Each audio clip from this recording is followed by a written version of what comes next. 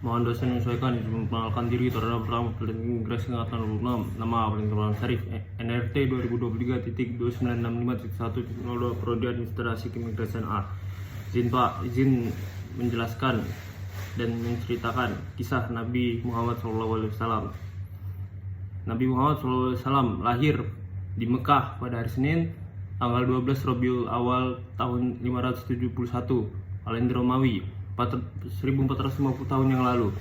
Rasul lahir dari ibunya yang bernama Aminah dan ayahnya bernama Abdullah.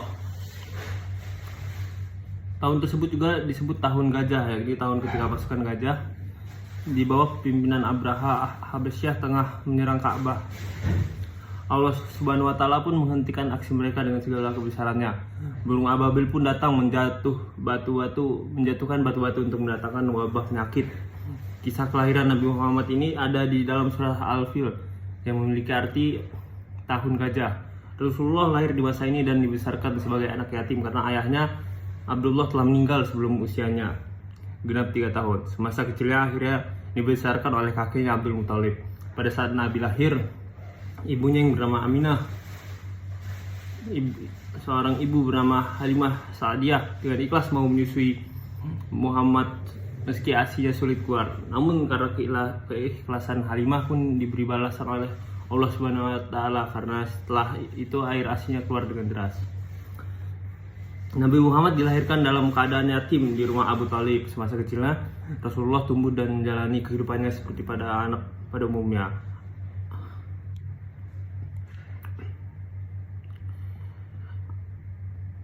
Adanya tradisi Quraisy pada zaman dahulu pada hari ke-18 membuat ibunya harus menyembunyikannya di pedalaman. Tradisi Quraisy tersebut membuat Nabi Muhammad tidak bisa merasakan kasih sayang ibunya sampai berumur 8-10 tahun. Hal ini justru membuatnya berada di bawah asuhan Halimah binti Sa'diyah selama 3 tahun. Rasulullah menjadi anak yang dianggap bersikap baik dan cerdas pada masanya. Pada masa remaja, Rasulullah terjaga dari perbuatan merugikan kawan sekitarnya sampai suatu ketika Nabi pun bercerita ketika 2 kali duduk saat mendengarkan pesta perkawinan di zaman jahiliyah. Muhammad yang menginjak usia 20 tahun di Mekah yang bertepatan peristiwa Harbul Fijar antara kabilah Quraisy melawan Qais dan Ailan. Menjelang usia Nabi Muhammad yang dewasa membuatnya semakin menekuni dunia bisnis. Nabi pun berdagang dengan kawan terbaiknya yakni Sa'ib bin Abi Sa'ib. Barulah pada saat usia 25 tahun Rasulullah menjalin kerjasama bisnis bersama wanita kaya raya yakni Siti Khadijah. Perkenalan Nabi Muhammad dengan Khadijah memang berawal dari dunia perniagaan. Perempuan ini bisa membiayai kafilah perdagangan Makkah ke Suriah untuk nanti membagi keuntungan bersama mitranya. Hal ini menjadi alasan bagi mereka berdua dalam melakukan perjalanan dagang tersebut. Banyaknya kegiatan perdagangan yang melibatkan mereka berdua membuat Khadijah merasa kian tertarik dengan Nabi Muhammad. Perempuan ini akhirnya mengutus seorang sahabatnya Nafisah binti Umayyah untuk menyampaikan keinginannya yaitu melamar Nabi Muhammad. Nabi Muhammad pun menyampaikan kabar gembira kepada paman-pamannya, salah satunya ini Hamzah bin Abdul Muthalib. Lantas mendatangi rumah Walid bin Asad dengan Muhammad untuk melamar Khadijah. Maka menikahlah mereka berdua ketika Nabi berusia 28 tahun. Sebelum menjadi Rasul, Nabi Muhammad sudah mendapatkan beberapa karunia istimewa dari Allah, seperti wajahnya terlihat bersinar dan bersih. Hal ini nyatanya menjadi pertanda kebesaran Allah yang menandakan akan datangnya Nabi terakhir dengan kedudukan tertinggi sampai akhir zaman. Nabi Muhammad mendapatkan sebuah mimpi ketika malaikat Jibril menghampiri Rasul pun dengan sedang menyendiri dalam gua Hira, tepatnya di samping Jabal Nur. Turunlah wahyu pertama yang ia bawakan dari Allah, yakni surat Al-Alaq ayat 1-5.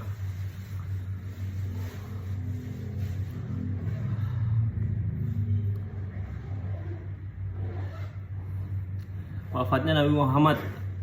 Abu Bakar sebagai sahabat Nabi Muhammad yang sedang tidak di Wanidah, terjadilah peristiwa sangat menyedihkan. Rasulullah wafat bersamaan dengan turunnya wahyu Allah, yakni surat Az-Zumar ayat 30. Artinya sesungguhnya kamu akan mati dan sesungguhnya mereka akan mati pula. Nabi Muhammad mulai sakit di bulan Safar tahun 11 Hijriah. Beliau sakit kepala dan demam hingga membuat suhu tubuhnya meninggi. Kondisi ini terjadi selama kurang lebih 2 minggu. Rasulullah akhirnya mengunjungi rumah istri-istrinya dan tiba di kediaman Aisyah dengan badan sudah lemah untuk mengenang beliau serta nilai-nilai luhur Islam. Buku Nabi Muhammad mukjizat yang luar biasa Nabi Muhammad dari Allah. Allah memberikan kemampuan yang begitu luar biasa, dan sama halnya seperti Nabi Musa, Isa juga akan mendukung kebenaran kenabian untuk para nabi dan rasulnya. Siap, terima kasih Pak. Izin sekarang saya akan menjelaskan tentang Islam, iman, dan ihsan. Dalam ajaran Islam, iman, Islam, dan ihsan adalah tiga hal saling berhubungan yang dapat diibaratkan sebagai segitiga sama sisi. Iman, Islam, dan ihsan juga dapat dianalogikan sebagai bergaunan, di mana iman dan adalah fondasi Islam sebagai tiang penyangganya dan ihsan sebagai atapnya. Ketika bagian bangunan ini sama-sama berperan dalam bentuk bangunan yang kokoh, dapat disimpulkan bahwa iman, Islam, dan ihsan memiliki peranan yang sama bagi seorang muslim. Pengertian iman adalah fondasi keyakinan yang mendasari setiap aspek kehidupan seorang muslim. Kata iman berasal dari bahasa Arab yang memiliki beberapa arti, termasuk percaya, tunduk, tentram, dan tenang. Secara lebih mendalam, iman dapat dipahami sebagai pembenaran dan keyakinan yang kuat terhadap ajaran agama. Dan pengertian Islam adalah agama yang mengajarkan tunduk taat kepada perintah Allah serta menjauhi larangannya. Kata Islam berasal dari bahasa Arab dan secara etimologi mengandung makna sejahtera, tidak cacat, dan selamat. Kata-kata terkait seperti salam dan silm mengandung arti kedamaian, kepatuhan, dan penyerahan diri. Dan pengertian ihsan sendiri adalah perbuatan baik yang dilakukan dengan ikhlas dan dilandasi oleh kesadaran bahwa Allah senantiasa mengawasi setiap ibadah yang dilakukan. Seperti ihsan berasal dari kata kerja fi'il dalam bahasa Arab yang berarti perbuatan baik. Hubungan iman, Islam, dan ihsan sendiri adalah tiga konsep yang saling terkait dan tidak bisa dipisahkan satu sama lain dalam agama Islam. Iman sebagai fondasi dasar yang berarti keyakinan dalam hati yang kemudian diungkapkan dengan lisan dan diperkuat dengan amal perbuatan. Iman mencakup rukun iman yang meliputi keyakinan kepada Allah, malaikat, kitab-kitabnya, rasul-rasulnya, hari akhir, serta takdir yang baik dan buruk. Kemudian di atas fondasi iman dibangun struktur Islam yang mencerminkan ketundukan, penerimaan, dan tidak menolak ketentuan Allah. Islam mengajarkan untuk berserah diri dan sepenuhnya kepada Allah dan mengamalkan rukun Islam. Pada puncak dari kedua konsep tersebut terdapat ihsan yang merupakan atap dari bangunan agama Islam. Ihsan mengajarkan untuk berbakti dan mengabdikan diri kepada Allah dengan kesadaran dan keikhlasan. Sikap berbuat yang bermanfaat baik untuk diri sendiri maupun sesama manusia dilakukan dengan kesadaran bahwa tiap tindakan itu adalah sebagai bentuk ibadah dan pengabdian kepada Allah. Ketiga konsep ini saling terkait dan mendukung satu sama lain. Iman menjadi fondasi bagi Islam yang kemudian menjadi pijakan untuk mencapai ihsan. Dalam agama Islam, ketiganya membentuk rangkaian yang utuh dan menyempurnakan ad-din sebagai keseluruhan. Kehadiran iman, Islam, dan ihsan membentuk pilar kokoh bagi umat muslim dalam beribadah dan mengabdi kepada Allah Subhanahu wa taala dengan sepenuh hati. Siap, terima kasih. Sekarang saya akan menjelaskan bagaimana cara saya hidup dalam aturan Islam. Yang pertama, kenalin Tuhanmu atau kenali Allah. Semua yang berada di dunia ini berasal dari Allah, mulai dari makhluk hidup dan alam semesta dan seisinya. Dengan meningkatkan pengetahuan kita mengenai Allah dan sifat-sifatnya, seorang muslim bisa mulai mempunyai hubungan yang lebih erat dengannya, sehingga dapat membantu seseorang menerima situasi apapun dan selalu merasa bersyukur dan dapat lebih menikmati hidup. Yang kedua, selalu berbuat kebaikan. Sebaiknya kita menggunakan waktu dengan melakukan perbuatan kebaikan, sebab tindakan yang disukai Allah Subhanahu wa taala akan menuntun kita untuk mempunyai iman yang lebih kuat. Lalu yang ketiga, bertaubat dan cari pengampunan.